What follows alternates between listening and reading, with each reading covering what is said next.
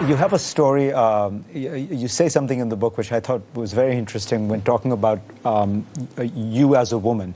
You say that you thought Bill Clinton had a good story to tell about his life. Right. You know, grew up in these very impoverished circumstances, first person in his family to go to college. You say Obama had a great story to tell, Kenya, Indonesia, all that. And you say your story was okay, it was a nice, middle-class upbringing. Yeah. But then you say, actually, you had a great story to tell about being a woman. Right. But you say you don't think America is a country yet where telling the story of being a pioneer for women's rights would get you universal applause. Why? Well, because I think sexism and misogyny are endemic in our society, and I do try to take readers on a journey with me, and obviously I use Bill's story and Barack's story to tell how galvanizing, they were, because people immediately saw this arc of, from, poverty in Hope, Arkansas, from a biracial family in Hawaii, how really impressive and exciting their stories were.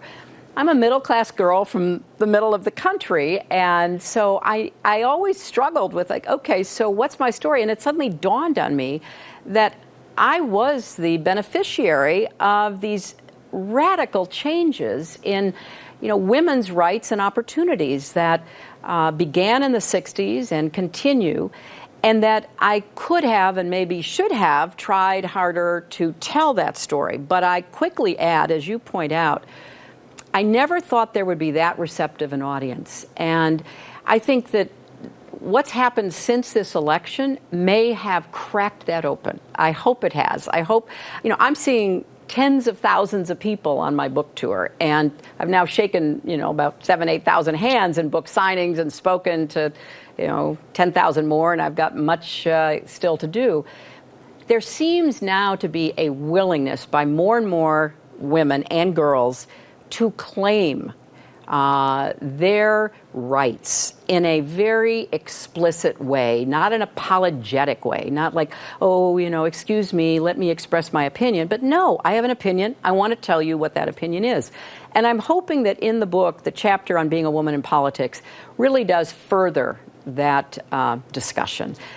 Because I was appalled at the level of sexism and obviously the behavior of Trump, both in the past and during the campaign, was kind of exhibit A of what we're up against. And there does seem to be a backlash against women speaking out. You see it online as women express an opinion and then are totally deluged. You see it in Silicon Valley. You see it in the media. You see it in a lot of places where women's advancement has gone very far, much further than it certainly seemed at the time when I was coming of age. But there is this pushback now. And I think